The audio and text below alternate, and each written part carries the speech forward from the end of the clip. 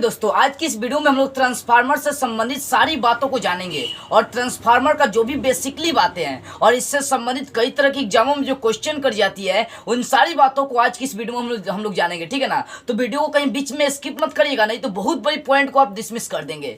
देखिए, सबसे पहली बात है ट्रांसफार्मर। देखो, ट्रांसफार्मर को इंग्लिश में ट्रांसफार्मर ही कहते हैं, स्पेलिंग यहाँ पर लिखा हुआ है। तो हम लोग जानने की कोशिश करते हैं कि आज की इस वीडियो में हम लोग जानेंगे क्या। तो ट्रांसफार्मर की जितनी बातें हैं, इससे संबंधित जितनी बातें होती है, देखो पहले जानेंगे ट्रांसफार्मर क्या है, दूसरी बात जानेंगे कि ट्रांसफार्मर कितने तरह के होते हैं, और तीसरी बात हम लोग जानेंगे ट्रांसफार्मर के सिद्धांत क्या होते हैं, किन सिद्धांतों पर कार्य करते हैं। फिर चौथी बात ट्रांसफार्मर कैसे बनाई जाती है, और पांचवी बात ट्रांसफार्मर कैसे कार्य करता है, कैसे हमारी घरों तक लाइट बिजली आती है, इस पर चर्चा करेंगे। उसके बाद जानेंगे कि ट्रांसफार्मर का जो परिमाण अनुपात होता है वो क्या होता है, और आठवीं बात जो जानेंगे कि ट्रांसफार्मर में जो ऊर्जा हानि होती है, जो ऊर्जा क्षय होती है, वो कैसे होती है और कौन कौन ऊर्जा क्षय होती है। उन सारी बातों को आज की इस वीडियो में हम लोग डिस्कस करेंगे। तो चलिए सबसे पहले हम लोग देखते हैं ट्रांसफार्मर क्या है। ट्रांसफार्मर मतलब क्या करना, ट्रांजेक्शन करना आप सीखे हैं, जानते हैं ट्रांजेक्शन का मतलब एक स्थान से दूसरे स्थान पहुंचाना। अब बैंक से पैसा निकाले, चाहे फोन पे या गूगल पे आप चलाते हैं ना, तो इसमें क्या करते हैं, मान लो कहीं पैसा भेजना है तो आप अपने गूगल पे से चाहे फोन पे से क्या करते हैं, उसको ट्रांसफर करते हैं। तो क्या करते हैं, एक स्थान से दूसरे स्थान पहुंचाना, तो यहाँ पर पैसा पहुंचाते हैं, लेकिन यहां पर आपको पैसा नहीं, ऊर्जा पहुंचाया जाता है। एक स्थान से दूसरे स्थान तक ऊर्जा पहुंचाने वाली युक्ति को हम लोग क्या कहते हैं, ट्रांसफार्मर कहते हैं।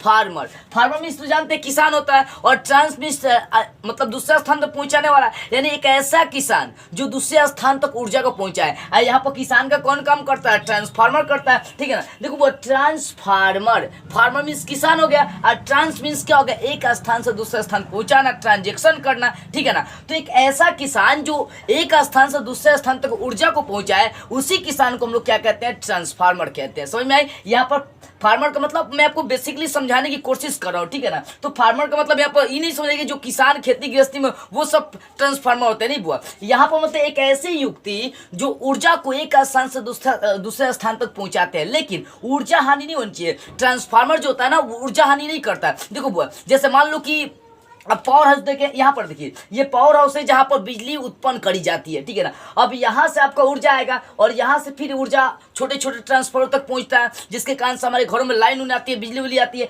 देखिए ना, ध्यान से समझिएगा बात को यहाँ पर। ठीक है ना। तो यहाँ पर ऊर्जा बिना ऊर्जा ह्रास के, ऐसा नहीं कि ट्रांसफार्मर में ऊर्जा ह्रास नहीं होता है, लेकिन हमारी घरों तक जो बिजली आती है, हमारी घर तक जो मतलब जो लाइन आता है, उसमें ऊर्जा हानि नहीं होता है। ठीक है ना। ऊर्जा हानि होती है, ट्रांसफार्मर की जो बिजली होती है वो नहीं आती है आपके यहाँ।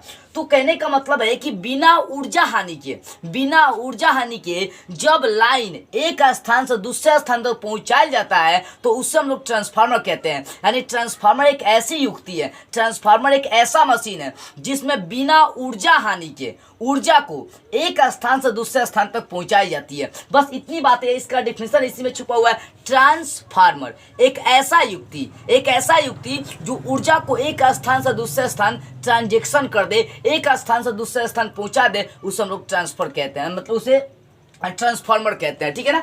अब देखो हम लोग थोड़ा सा यहाँ पर कुछ बेसिक से स्टार्ट करते हैं। देखो ये आपका पावर हाउस है जहाँ पर ऊर्जा उत्पन्न करी जाती है। ठीक है ना। जहाँ पर ऊर्जा उत्पन्न करी जाती है वो पावर हाउस है। देखो वहाँ पर जो ऊर्जा उत्पन्न कर जाते हैं उसका वोल्ट बहुत कम होता है, वो 220 वोल्ट का, मान लो कि वहाँ पर 220 वोल्ट की मतलब जो धाराएं ना वहाँ पर बहती है। ठीक है ना। मतलब वहाँ पर उसका वोल्टता देखी जाए तो बहुत कम होता है। अब इसकी वोल्टता मान लो 220 वोल्ट की आपके पास लाइन आएगी, तो आते आते रास्ते में बहुत कम हो जाएगा बुआ। ठीक है ना। क्योंकि पावर हाउस कहाँ होता है, कहाँ से कहाँ बिजली आती है, देखे ना। तो यहाँ से ये जो पावर हाउस में बिजली उत्पन्न होती है उसकी वोल्टता बहुत ज़्यादा कम होती है। अब मान कर चलिए कि उसकी वोल्टता 220 वोल्ट है। अब यहाँ से ट्रांजेक्शन के लिए, अब मान लो यहाँ से ट्रांजेक्शन के लिए, ध्यान दीजिए, यहाँ से ट्रांजेक्शन के लिए एक ट्रांसफार्मर लगा दी जाती है, ताकि ये 220 वोल्टता को, क्योंकि 220 वोल्ट का करंट आएगा तो भाई ज़्यादा करंट प्रवाहित होगा नहीं, क्योंकि रास्ते में रह जाएगा आपका। तो इसकी वोल्टता बढ़ाने के लिए एक ट्रांसफार्मर लगाई जाती है। ठीक है ना। तो ये क्या करता है ट्रांसफार्मर, कि जो पावर हाउस से 220 वोल्टता की लाइनें आ रही है उसको 2000 वोल्ट का बना देता है। कितने, 2000 वोल्ट का बना देता है। इसका मतलब है कि पावर हाउस में जो वोल्टता है उसको बढ़ाने का काम कर रहा है ये वाला ट्रांसफार्मर, ठीक है ना। अब देखो 2000 वोल्ट की 2000 वोल्ट का यहाँ पर लाइन आ गया, तो अगर ये मान लीजिए 2000 वोल्ट की लाइनें आपके घर में आएंगी तो सारा जो फेज ऊर्जा है ये सब उड़ जाएगा। तो इसके लिए एक और ट्रांसफार्मर लगाई जाती है, देखिएगा हमारे घर चौक चौराहे पे ये सब जो ट्रांसफार्मर लगाई जाती है ये सब ट्रांसफार्मर होता है। बता रहा हूँ कि ट्रांसफार्मर क्या है, ठीक है ना। तो यहाँ से 2000 वोल्ट की लाइनें जो है उसको मतलब क्या करते हैं, एक और ट्रांसफार्मर के सारे ट्रांजेक्शन करी जाती है, एक स्थान से दूसरे स्थान पहुंचाई जाती है, ताकि क्या होता है देखो यहाँ 220 से 2000 का हो गया, अब ये 2000 से आपका 200 का 220 वोल्ट का यहाँ पर आपकी लाइनें आएगी, ठीक है ना। तो कहने का मतलब है ये यहाँ पे एक ऐसा ट्रांसफार्मर है जो लो वोल्टता को हाई कर रहा है, और फिर एक ऐसा ट्रांसफार्मर है जो हाई वोल्टता को क्या कर रहा है, लो कर रहा है। तो ट्रांसफार्मर दो तरह के होते हैं, एक लो वोल्टेज को, एक लो मतलब एक कम वोल्टेज को अधिक वोल्टेज में बदलेगा, और दूसरा ट्रांसफार्मर एक अधिक वोल्टेज को कम वोल्टेज में चेंज करता है। तो यहाँ पर क्या हो रहा है, सिर्फ ऊर्जा का ट्रांजेक्शन हो रहा है। ट्रांसफार्मर का काम होता है ऊर्जा को सही सलामत एक स्थान से दूसरे स्थान पहुंचा देना, उसे ही ट्रांसफार्मर कहते हैं। तो ट्रांसफार्मर एक ऐसी युक्ति है, एक ऐसा मशीन है जो ऊर्जा को एक स्थान से दूसरे स्थान तक पहुंचाने का काम करता है, उसे हम लोग ट्रांसफार्मर कहते हैं, ठीक है ना। तो ट्रांसफार्मर के दो कार्य होते हैं, एक कम वोल्टेज को अधिक वोल्टेज में परिवर्तन करना, और दूसरा अधिक वोल्टेज को कम वोल्टेज में परिवर्तित करना। ये दो मुख्य कार्य हो गए, और इन्हीं दो मुख्य कार्यों पर ट्रांसफार्मर दो तरह के होते हैं। जो पावर हाउस के नजदीक ट्रांसफार्मर लगाई जाती है वो ट्रांसफार्मर ऊंचाई ट्रांसफार्मर होता है, मतलब स्टेप अप ट्रांसफार्मर होता है। और जो हम लोग के यहाँ ट्रांसफार्मर लगी होती है चौक चौराहे पर वो स्टेप डाउन ट्रांसफार्मर होता है। देखो वो स्टेप यहाँ पर क्या है कि एक बात समझिएगा, इस बात को समझिए, ये पावर हाउस में कम वोल्टेज वाला लाइनें उत्पन्न हो रही है, ठीक है ना। अब इसको क्या करेगा, कम वोल्टेज वाले को, जो पावर हाउस के नजदीक ट्रांसफार्मर लगा रहता है वो कम वोल्टेज वाले को अधिक वोल्टेज में चेंज कर दिया। इसका मतलब है कम वोल्टता को अधिक वोल्टता में चेंज कर दिया। तो ये वाला ट्रांसफार्मर ऊंचाई ट्रांसफार्मर हो गया। क्या हो गया, ऊंचाई। क्यों, क्योंकि ये कम वोल्टेज को अधिक में ट्रांसफार्मर किया, क्या वो ट्रांजेक्शन किया, इसका मतलब है कि ये क्या ऊंचाई ट्रांसफार्मर हो गया, ठीक है ना। अब यहाँ पर जो 2000 वोल्टेज का ट्रांसफार्मर जो लाइनें दे रही है ट्रांसफार्मर, अगर 2000 वोल्ट का डायरेक्ट हमारी घर तक आ जाएगा तो भाई हमारा सारा फ्यूज मतलब जितनी भी चीजें लगी हुई है हमारे घर में बिजली से संबंधित वो सब उड़ जाएगा। इसको कम वोल्टेज करने के लिए क्या करते हैं, फिर कम वोल्टेज करने के लिए एक और ट्रांसफार्मर प्रयोग करी जाती है, और ये वाला ट्रांसफार्मर स्टेप डाउन ट्रांसफार्मर होता है। इसका काम होता है कि हाई वोल्टेज को कम वोल्टेज में करना, और हमारी घर तक जो वोल्टेज आती है वो 220 वोल्टेज की लाइनें आती है, ठीक है ना, समझ में आ रही है। तो जो ट्रांसफार्मर कम वोल्टेज को अधिक वोल्टेज में बदलती है उसे ऊंचाई ट्रांसफार्मर या स्टेप अप ट्रांसफार्मर कहते हैं, और जो ट्रांसफार्मर अधिक वोल्टेज को कम वोल्टेज में बदलती है उसे हम लोग अपचाई मतलब स्टेप डाउन ट्रांसफार्मर कहते हैं। समझ में आ गया बुआ। तो ट्रांसफार्मर दो तरह के होते हैं, पावर हाउस के नजदीक जो ट्रांसफार्मर लगी रहती है वो स्टेप अप होता है, और हम लोग के चौक चौराहे पर जो लगी रहती है वो स्टेप डाउन ट्रांसफार्मर होता है। ये भी समझ में आएगी। अब ऊंचाई ट्रांसफार्मर किसे कहेंगे, अपचाई ट्रांसफार्मर किसे कहेंगे। ऊंचाई का मतलब क्या होगा, देखिए किताबी दुनिया के अनुसार चलेगा तो भाई कुछ नहीं होने वाला, अपनी भाषा समझदारी से लगाइए। ऊंचाई या समझिए ये क्या कर रहा है, लो वोल्टेज को हाई में चेंज कर रहा है, मतलब एक ऐसा ट्रांसफार्मर जो लो वोल्टेज को हाई वोल्टेज में परिवर्तित करे उसे हम लोग कहेंगे ऊंचाई स्टेप अप ट्रांसफार्मर। आज जो अधिक वोल्टेज को कम वोल्टेज में परिवर्तित करे उसे अपचाई मतलब स्टेप डाउन ट्रांसफार्मर कहते हैं, ठीक है ना। तो ट्रांसफार्मर दो तरह की होती है, तो आप समझ गए ट्रांसफार्मर किसे कहेंगे, एक ऐसी युक्ति जिसके द्वारा बिना ऊर्जा हानि के ऊर्जा को एक स्थान से दूसरे स्थान तक ट्रांजेक्शन करी जाती है, पहुंचाई जाती है, उसे हम लोग ट्रांसफार्मर कहते हैं। ट्रांसफार्मर दो तरह के होते हैं, कौन कौन, एक होता है ऊंचाई और दूसरा होता है अपचाई। ऊंचाई ट्रांसफार्मर का काम क्या होता है, तो ऊंचाई ट्रांसफार्मर का काम होता है लो वोल्टेज को हाई वोल्टेज में चेंज करना, और अपचाई ट्रांसफार्मर का काम होता है कि हाई वोल्टेज को लो वोल्टेज में चेंज करना। तो ट्रांसफार्मर समझ गए दो तरह के होते हैं। अब देखो बुआ, ट्रांसफार्मर जो होता है वो जो होता है ट्रांसफार्मर जो होता है वो अन्योन्य प्रेरण के सिद्धांत पर कार्य करता है। ट्रांसफार्मर की यदि बात करते हैं तो किसके सिद्धांत पर कार्य करता है, अन्योन्य प्रेरण के सिद्धांत पर। अब भाई क्या होता है ये, देखो ये क्या है अन्योन्य प्रेरण का सिद्धांत, इसको ध्यान से समझिएगा। ये एक ऐसा सिद्धांत है जो मतलब क्या है ना, अपने प्रभाव से किसी और को प्रभावित कर देता है। अब मान लो कि कोई लड़का है, ठीक है ना, कोनो लड़का है वो अच्छा है शुरू से, उसको बुरे माहौल में डाल दीजिएगा तो का अच्छा हो जाएगा, नहीं वो भी उसी माहौल का हो जाएगा, जैसन माहौल मिलेगा वैसन वो लड़का हो जाएगा। कहावत सुने है ना, जैसी करनी औसी भरनी, जैसा करेंगे वैसा भरेंगे। देखो बुआ, तो ये अन्योन्य प्रेरण का सिद्धांत क्या होता है, एक के संपर्क में आने से दूसरे को भी वैसा ही बना देना है। अगर पागल के साथ रहिएगा तब कुछ दिन के बाद रियल में पागल हो जाएगा। ठीक है ना, तो प्रभाव डाल देती है। ये अन्योन्य प्रेरण के सिद्धांत से संबंधित होती है। अब मान लीजिए जो लड़का डांस नहीं करता है, वो जाकर ऑर्केस्ट्रा पार्टी में रहने लगे, क्या वो लड़का डांस करना नहीं सीखेगा? एकदम जौन लड़का बिगड़ल नहीं है उसको बिगड़ल के संग रख दीजिए, का वो लड़का नहीं बिगड़ेगा, उसको प्रभाव पड़ जाएगा। वैसे ही होता है यहाँ पर अन्योन्य प्रेरण का सिद्धांत। उसी प्रेरण के सिद्धांत पर क्या होता है, ट्रांसफार्मर का सिद्धांत कार्य करता है, ठीक है ना। तो क्वेश्चन कर सकता है कि ट्रांसफार्मर किसके सिद्धांत पर कार्य करती है, तो अन्योन्य प्रेरण के सिद्धांत पर कार्य करती है। अब इस बात को समझिए बुआ कि आप कह रहे हैं कि मैं क्या बकवास कर रहा हूँ, ये अन्योन्य प्रेरण के सिद्धांत है क्या, ध्यान दीजिए। देखिए अन्योन्य प्रेरण का सिद्धांत क्या है कि मान लीजिए आपके पास कोई परिपथ है और इस परिपथ को आप क्या किया, बैटरी से जोड़ दिए हैं, ठीक है। अब जैसे ही इसमें हम लोग धारा प्रवाहित करेंगे तो जानते हैं धारा प्रवाहित करने के बाद उसके चारों ओर क्या होगा, तो आपका चुंबकीय क्षेत्र उत्पन्न हो जाएगा, ठीक है ना। धारा प्रवाहित करने के कारण से उसके चारों ओर चुंबकीय क्षेत्र उत्पन्न हो जाता है, ठीक है ना। तो इसमें क्या होता है, चुंबकीय क्षेत्र बढ़ने लगती है। अब इसके निकट कोई और आप परिपथ ला देंगे या कोई और चालक लाएंगे तो उसमें भी धाराएं बहने लगती है। बात वही आ रही है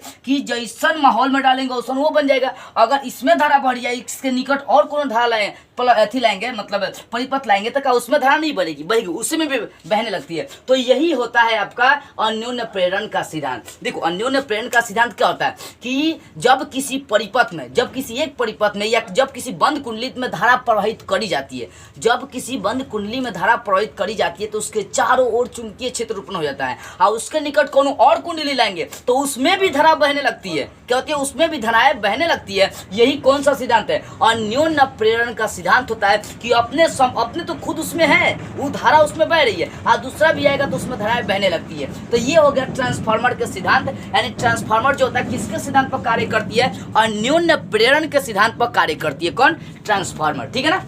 तो समझ गए, अन्योन्य प्रेरण के सिद्धांत पर कार्य करती है। कैसे करती है यहाँ पर हम लोग जानेंगे, अभी कार्य हम लोग को जानना है, मेन बात है, ठीक है ना। अगला देखते हैं पॉइंट, ट्रांसफार्मर की बनावट। ये ट्रांसफार्मर बनती कैसे है, ठीक है ना। देखो वो ट्रांसफार्मर में क्या होते हैं, तीन चीजें लगी होती है। एक तो आपका कोर लगा रहता है, मतलब आयताकार कोर लगा रहता है, वो लोहा का रहता है, नरम लोहा का रहता है, ठीक है ना। वो क्या होता है, परतदार होती है। अब परतदार क्यों लगाई जाती है, ये भी बात मैं आपको बता रहा हूँ। तो ट्रांसफार्मर की बनावट में तीन चीजें मुख्य होती है, लिख लीजिएगा। पहली चीज होती है कि आयताकार लोहे का एक क्रोड होता है। ये सब क्या है, लोहे का क्रोड है, ठीक है ना। ये सब जो बाहरी दिखाई दे रहा है, मान लो इसका नाम एस मान लो, ठीक है ना, ऐसे है। तो ये क्या है आपका, ये आपका क्रोड हो गया, क्या चीज का, आयताकार हो गया। आयताकार क्रोड होती है, क्या होती है, आयताकार क्रोड होती है, नरम लोहे का एक आयताकार क्रोड रहती है। और दूसरी बात है इसमें प्राथमिक कुंडली, और तीसरी बात है आपका द्वितीय कुंडली। मतलब ये तीन चीजें जो है ना उपयोग करी जाती है, किसको बनाने के लिए, ट्रांसफार्मर को बनाने के लिए, ठीक है ना। तो क्या क्या,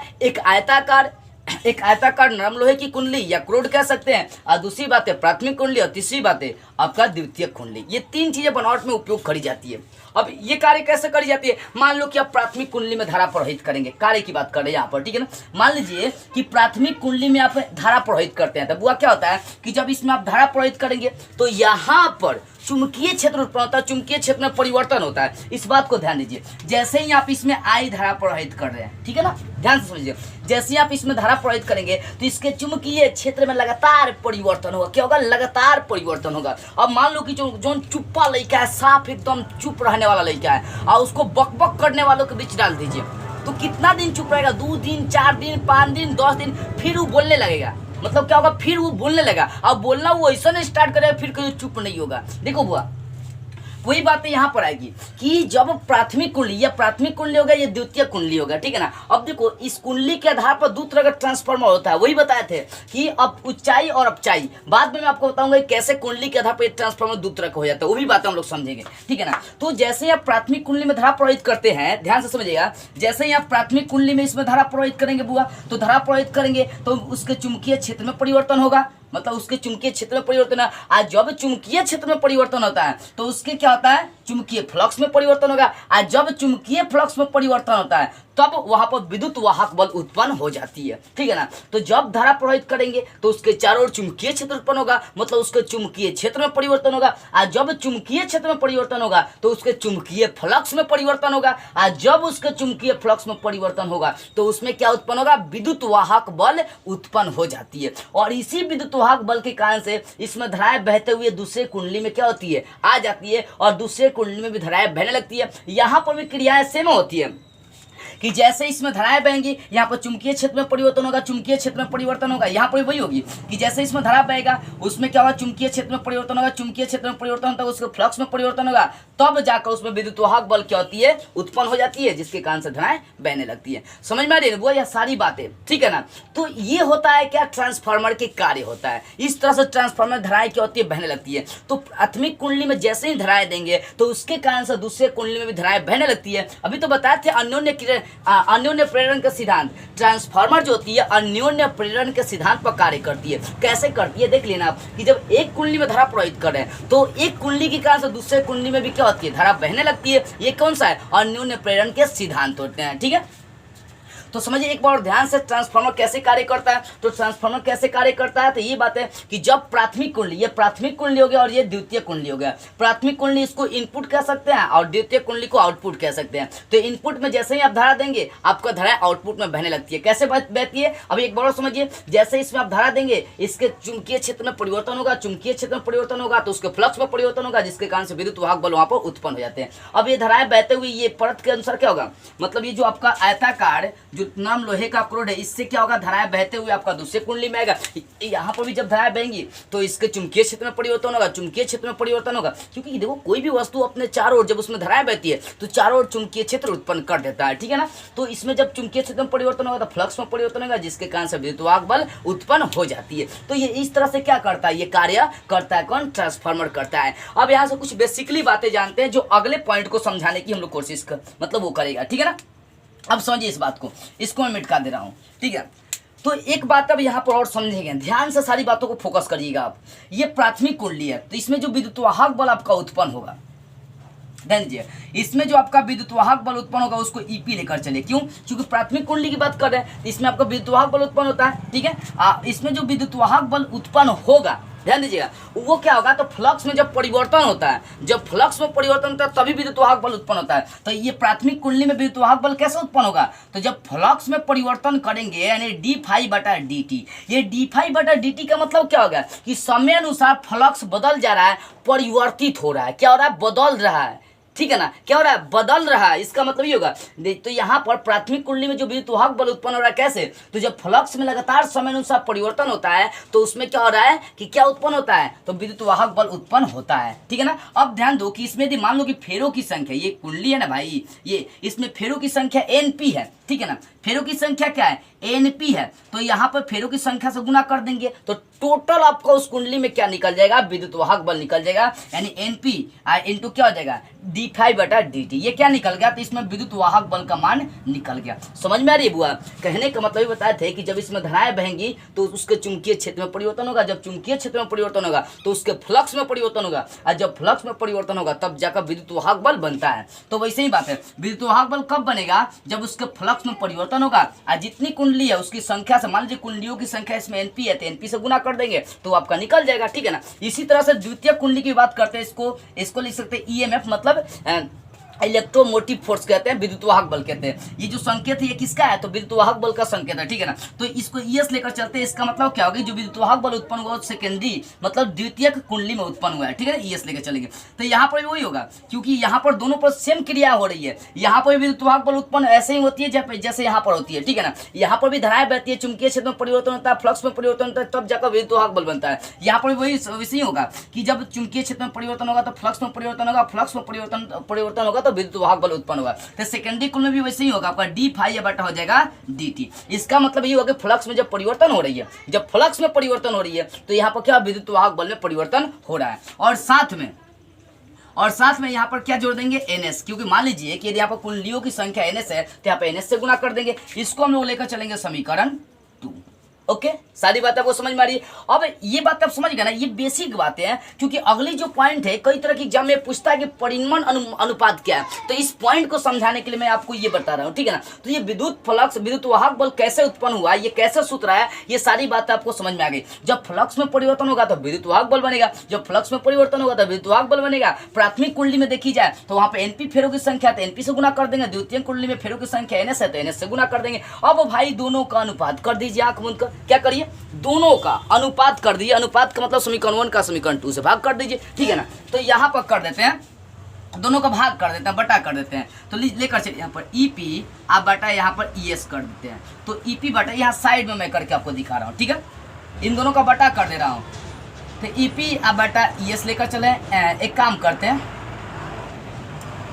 ठीक है, ईपी आप बटा ईएस कर देते हैं। तो जैसे ईपी बटा ईएस करेंगे तो यहाँ पर आ जाएगा एनपी, यहाँ पर डी फाई या बटा हो जाएगा dt, यहाँ हो जाएगा NS इंटू डी फाई या बटा हो जाएगा dt। हर डी फाई बटा dt कटिस हो जाएगा तो यहाँ पर आ जाएगा ईपी अब बटा ES अब बराबर NP बटा हो गया NS। ये वाली बातें आ गई।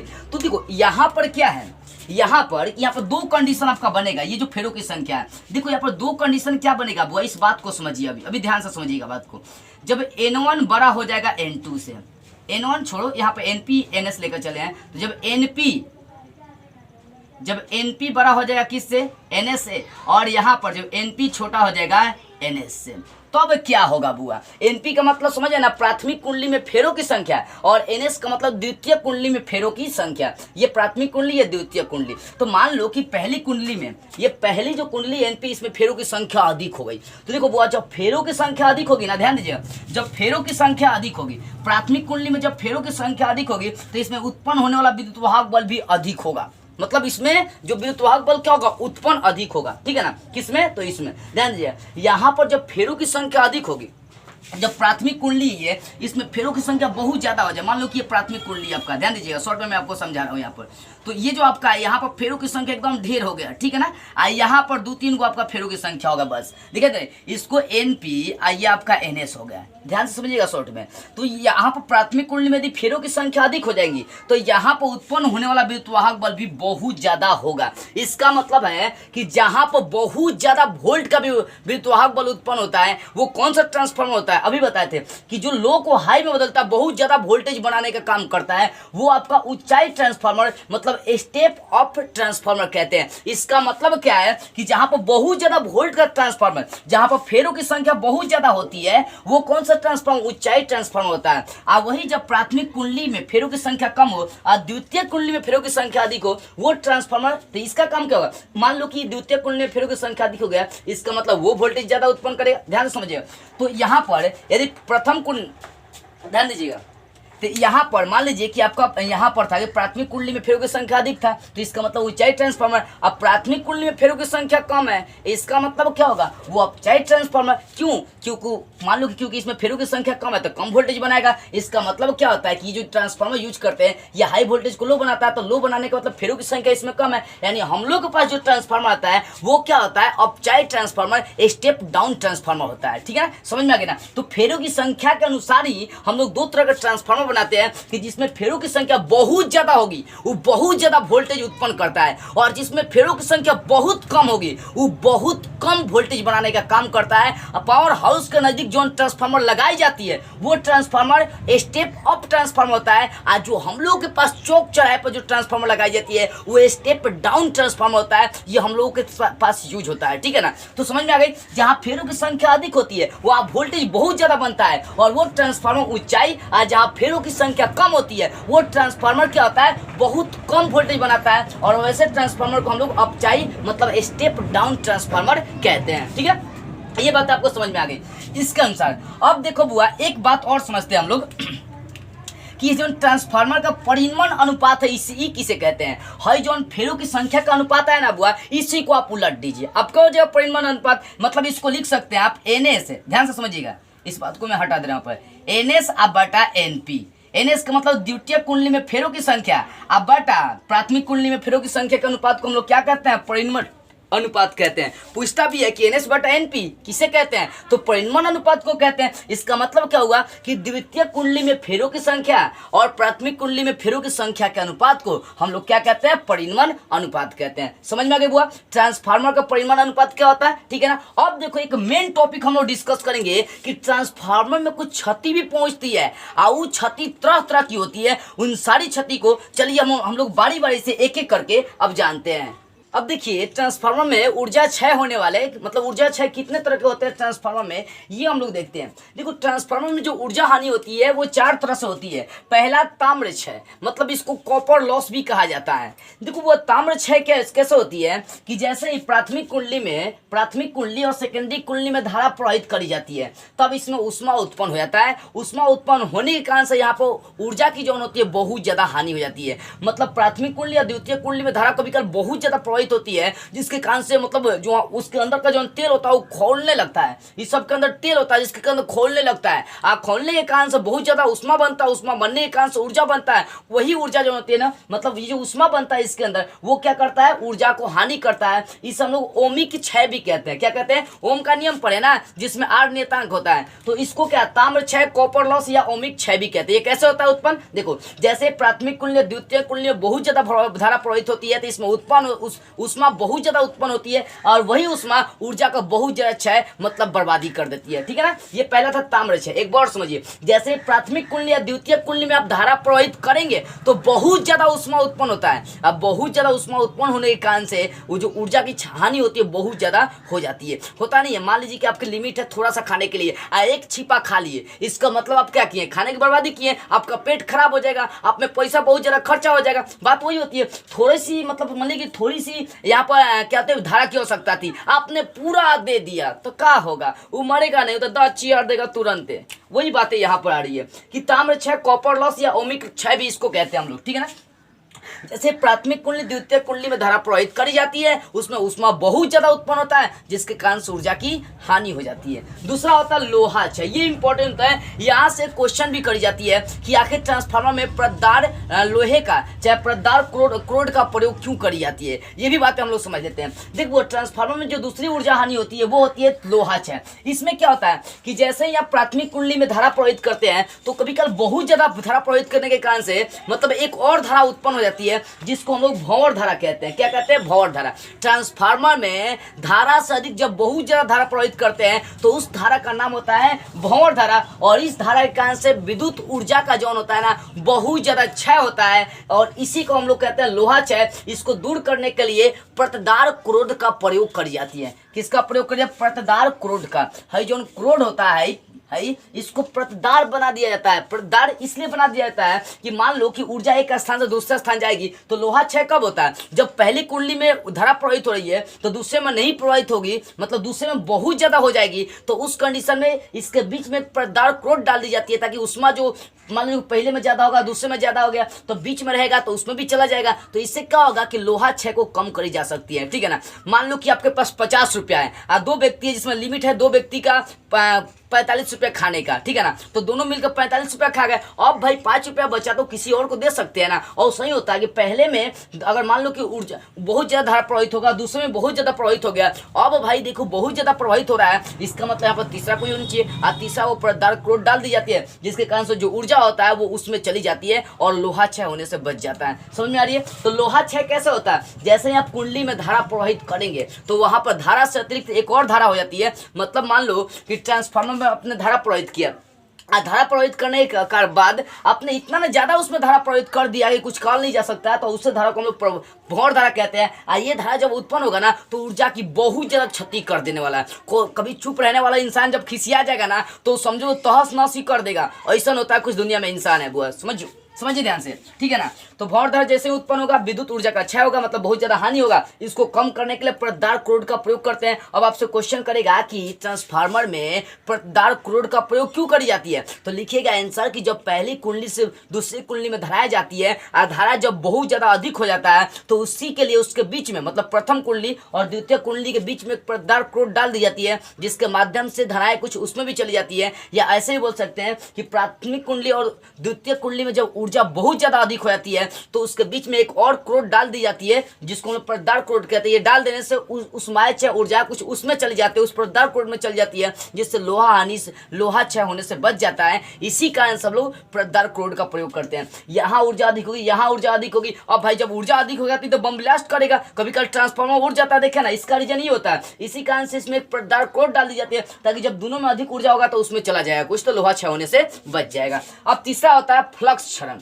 ये क्या होता है, देखो प्राथमिक कुंडली और द्वितीय कुंडली, एनपीएनएस का मतलब होगा प्राथमिक कुंडली और द्वितीय कुंडली का मतलब एनएस हो गया, ठीक है ना, द्वितीय कुंडली। तो जब प्राथमिक कुंडली और द्वितीय कुंडली में धारा प्रवाहित करी जाती है, आप प्राथमिक मान लो कि यहाँ से धाराएं चली आई, दूसरा का कुंडली में आ ही नहीं रहा, दूसरा का कुंडली में धारा प्रवाहित होता ही नहीं। कभी कल आप बोर्ड नहीं जोड़ते, मान लो कि यहाँ बोर्ड है कि यहाँ बोर्ड है, यहाँ से हमने तार जोड़ दिया, यहाँ से करंट देना था, ही बोर्ड में आ ही नहीं रहा। इसका रीजन क्या है भाई, अब करे तो करे क्या, ठीक है ना। तो वही बात यहाँ पर आ रही है कि जब पहले प्राथमिक कुंडली में धारा प्रवाहित करी जाती है, दूसरी कुंडली में धारा प्रवाहित नहीं होती है, मतलब दूसरी कुंडली में धारा प्रवाहित नहीं होती है, अब वो वायु के माध्यम से वहां पर धारा प्रवाहित होती है। मतलब वहां पर प्राथमिक कुंडली द्वितीय कुंडली में धारा प्रवाहित करी जाती है, तो प्राथमिक में तो हो रही है लेकिन सेकंड में नहीं आती है, ठीक है ना। वो जो धारा होती है वो वायु से होकर आती है। इसका मतलब ट्रांसफार्मर में वहां पर जो क्षय होता है उसको हम लोग फ्लक्स क्षय कहते हैं। फ्लक्स का मतलब क्या होगा, हाई दोनों फ्लक्स का काम करता है, ठीक है ना। अब इसको दूर करने के लिए एक दूसरे के ऊपर चढ़ा ही बांध दी जाती है, ठीक है ना। ये मान लो प्राथमिक कुंडली होगा, है द्वितीय कुंडली, अब इसको क्या करें, सटा कर बांधे तो एक दूसरे के ऊपर चढ़ा कर बांधिए, जिसके कारण से ये फ्लक्स क्षण क्या होता है, दूर हो सकता है। इस बात को आप याद रखिएगा, ठीक है ना। तो समझ में, फ्लक्स क्षण कैसे होगा, जब प्राथमिक और द्वितीय कुंडली में धाराएं नहीं बहती है, ये धाराएं वायु से होकर बहती है, तब जाकर वहां पर फ्लक्स क्षण उत्पन्न होता है। और चौथा बहुत इंपॉर्टेंट है शैथिल्य। शैथिल्य क्षय मतलब शैथिल्य लॉस कैसे होता है, देखो वो ये अपने आप में एक बहुत बड़ा मतलब पॉइंट है, याद रखिएगा शैथिल्य क्षय कैसे होता है। अब देखो बुआ, मान लो कि ये आपका कुंडली क्रोड है, हाई लोहे नरम लोहे का आयताकार क्रोड है। ये जो कुंडली होता है कभी काल इसमें चुंबकीय गुण आ जाता है, क्या होता है, चुंबकीय गुण आ जाता है। अब मान लो जब कुंडली में चुंबकीय गुण आएगा और जब इसमें धाराएं बहेंगी तो भाई तो अपने चारों ओर चुंबकीय क्षेत्र उत्पन्न करेगा, तो ये क्या होगा, घूमेगा। अब जब ये अपने ऊपर चारों ओर चुंबकीय क्षेत्र उत्पन्न करेगा तो ये क्या करेगा, क्रोडवा जो है ना आयताकार क्रोडवा, इसको घीसेगा, इसको बर्बाद करने की कोशिश करेगा। मान लो मेरे अंदर चुंबकीय गुण आ गया, ठीक है ना, तो हम क्या अस्थिर बैठेंगे भाई, हमरे अंदर चुंबकीय गुण आ गया तो हम वहां पर खड़े होकर सबको अपनी ओर खींचेंगे। कौन लड़का, मान लो कि कौन लड़की है बहुत सुंदर है, देखने में एकदम ऐश्वर्या राय की भतीजी लगती है मौसी के, अगर वो है खूब एकदम लिपस्टिक पाउडर मार के आई है, वहां पर देखो जब आएगी ना तो कितना मतलब आकर्षित करती है सबको, लड़का सब तो देख के पूरा पानी हो जाता है, कुछ कहले नहीं जा सकता है। मतलब जो लड़का होता है वो 2 रुपया में सब बिक जाता है, सुने ना, 2 रुपया हो 2 रुपया, उससे नहीं होता है। तो क्या ना, आकर्षण का शिकार कौन, चुंबक करता है, चुंबक कोनो खींच रहा है इसका मतलब उसके पास चुंबक है, किसी की ओर हम लोग भाग रहे हैं इसका मतलब उसके पास चुंबक है, कोई अपने सुंदरता से हमें खींच रहा है इसका मतलब उसके पास सुंदरता का चुंबक है। बुरा मत मानिएगा, सिर्फ मैं समझाने के लिए ये सारी बातें मैं आपको बता रहा हूँ ताकि बेटर से आपको ये पॉइंट समझ में आ जाए। यहाँ पर शैथिल्य क्षय में वैसे एक चुंबकीय गुण आता है, और चुंबकीय गुण आने से ये जो आयताकार क्रोध होता है इसको मतलब क्या घिसता है, घिसने के कारण से ऊर्जा क्षय होती है, और वैसे क्षय को हम लोग शैथिल्य क्षय कहते हैं। मतलब है जो कुंडली होता है ना इसमें चुंबकीय गुण आता है, ठीक है ना, इसमें क्या चुंबकीय गुण, आज जब चुंबकीय गुण आ गया तो पूर्ण जब चक्कर मारेगा ना, जब पूर्ण चक्कर मारेगा तो ये क्या होगा कि इसमें घिसेगा कुंडली को, जो आयताकार कुंडली घिसेगा तो भाई क्षति पहुंचेगी, घिस देगा तो बराबर। अब साइकिल चलाए कभी काल देखे हैं या आप मोटरसाइकिल देखे हैं, जब बहुत ज्यादा चल जाता है उसका चक्का खिया जाता है, कैसे होता है, वो क्षय ना हो रहा है चक्का का, ठीक है ना। तो चुंबकीय गुण क्या होता है, उससे जब चक्कर मारेगा पूरा तो क्या होगा, इसका क्षय होगा। अब मान लो कौन लड़का को बुला लिया 10 बजे रात को, लड़का पहले ही से चक्कर मार रहा है, काज यान कर अपने अपन ऊर्जा को, अपन टाइम को, अपने लाइफ को ना बर्बाद कर रहा है बोका, ध्यान दो। तो ध्यान देने वाली बात है बुआ, यहाँ पर क्या हम बता रहे थे, शैथिल्य क्षय। वही शैथिल्य क्षय कैसे होती है समझ में आ गई, कि जैसे मतलब कुंडली में क्या होता है, कभी कभी जो कुंडली है इसमें क्या होती है, चुंबकीय गुण आ जाती है, जिसके कारण से वो जब धारा प्रवाहित करते हैं तो ये आयताकार क्रोड को आयताकार परत को खींचने लगता है, खींचने के कारण से ऊर्जा हानि इसमें हो जाती है। समझिए यहाँ से, जैसे हम लोग धारा प्रवाहित करेंगे कुंडली में चुंबकीय गुण आती है, कुंडली में चुंबकीय गुण आने से वो क्या करती है, पूर्ण चक्रण में ऊर्जा को हानि करती है। अब इससे बचने के लिए हम लोग सिलिकॉन और लोहा का प्रयोग करते हैं, मतलब इससे बचने के लिए, शैथिल्य क्षय से बचने के लिए सिलिकॉन और लोहा सिलिकॉन लगा दिया जाएगा तो लोहे या सिलिकॉन के चक्कर में पड़ रहेगा कौन, जब इनके बीच लगा देंगे तो भाई चुंबकीय गुण इसको क्रोड से कोनो मतलब ही नहीं रहेगा जब यहाँ पर लोहा और सिलिकॉन यूज कर देंगे। अब इसको मतलब इसको क्या खींचने वाला ना चीज चाहिए, और लोहा सिलिकॉन इसमें डाल देंगे तो उसी को खींचेगा, इसको इस आयताकार परत से आयताकार क्रोड से कोनो मतलब ही नहीं रहेगा। तो इस तरह से शैथिल्य क्षय को क्या कर जाती है, रोकी जाती है। तो आई होप आप समझ गए होंगे कि ऊर्जा हानि कैसे होती है। ये पॉइंट जो है ना बहुत मतलब बच्चे को समझने में टफ लगती है, इसी कारण से मैंने सोचा कि बहुत सिंपल तरीके से आपको समझा सकूं। तो आई होप ये ट्रांसफार्मर की जो बेसिकली बातें हैं सारी बातें आपको बेटर से समझ में आ गई होगी। तो बस आज की इस वीडियो में इतना ही, अगले वीडियो में हम लोग एक नई टॉपिक को स्टार्ट करते हुए फिर मिलेंगे।